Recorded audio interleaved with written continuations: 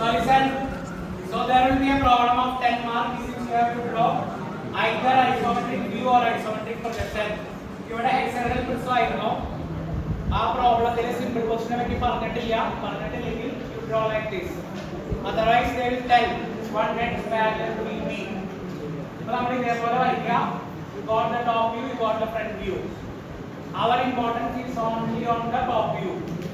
ഈ top view വരച്ചതിന് ശേഷം നമ്മളൊരു റെക്ടാങ്കിൾ വരച്ചു 1 2 3 4 ആ നെയിം കൊടുത്തു. അതിനുശേഷം xy ലൈനിന്റെ അവിടെ ആവണമെന്നില്ല. You draw a line here. Mark the point 1, take 30 degree. Isometricന്റെ ഇത് വന്നാൽ നമ്മൾ എടുക്കേണ്ടതാണ് 30 degree. Mark 1 2. Take 30 degree here. Mark 1 4. Then parallel to this and parallel to this you can complete that.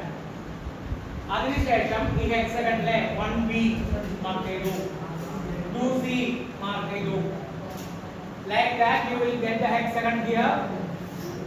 xy ലൈനിന് 90 ഡിഗ്രിയിലെ ഹൈറ്റ് എത്രയാണോ വന്നേ ആ ഹൈറ്റ് മാർക്ക് ചെയ്യുക. Parallel ആയിട്ട് ഫുൾ ഹൈറ്റ് കംപ്ലീറ്റ് ചെയ്തു. മോൾഡ് ബോക്സ് വരച്ചു. whatever you have done here you have to do here also. You have to mark the dotted edges. ഇതൊക്കെ dotted ആയിട്ട് വരിക. ഒരിക്കലും ഒരു ഡാർക്ക് ലൈനിന് താഴെ ഒരു ഡാർക്ക് ലൈൻ വരില്ല. ആ കോൺസെപ്റ്റ് മാത്രം ഓർത്ത് വയ്ക്കുക. You can mark the dotted lines. And one more thing, axis mark ചെയ്തില്ലെങ്കിൽ 2 മാർക്ക് റിഡ്യൂസ് ചെയ്യും. ഇത്രയും കംപ്ലീറ്റ് ചെയ്താൽ you will get 10 marks. Okay? Now the next thing. Listen. എന്താണ് പ്രൊജക്ഷനും വ്യൂവും തമ്മിലുള്ള വ്യത്യാസം? എല്ലാവരും ശ്രദ്ധിക്കുക. There is not of drawing. You complete as homework or something. ആദ്യ വ്യത്യാസം ഈ 1 2 എന്ന് പറഞ്ഞ ഡിസ്റ്റൻസ് അതായത് ഈ 1 2 ഇല്ലേ അത് ഇൻടു 0.82 ചെയ്യണം. അതായത് നമ്മൾ ഒന്നുകൂടി ചെറുതാക്കാണ്. there is no other difference. അപ്പോൾ ഇവിടെ 1/4 ഇൻടു 0.82. ഇനി ഈ ഡിസ്റ്റൻസ് എടുത്തോ. ഈ ഡിസ്റ്റൻസ് അതും ഇൻടു 0.82. ഹൈറ്റ് മാർക്ക് ചെയ്യണം. അപ്പോൾ എത്ര ഹൈറ്റ് വരിക x ഇൻടു 0.82. അപ്പോൾ എടുക്കുന്ന എല്ലാ ഡിസ്റ്റൻസുകളും ഇൻടു 0.82 മൾട്ടിപ്ലൈ ചെയ്യാം. So when we multiply with 0.82 ഈ ഒബ്ജക്റ്റ് വലുതാവോ ചെറുതാവോ? when we multiply with 0.82 ഈ ഒബ്ജക്റ്റ് വലുതാവോ ചെറുതാവോ? will be small. വേറെ ഒരു വ്യത്യാസമില്ല. ബാക്കിയെല്ലാം സെയിം ആണ്. നമ്മൾ ഇൻടു 0.82 ചെയ്യുന്നു അത്രേ ഉള്ളൂ.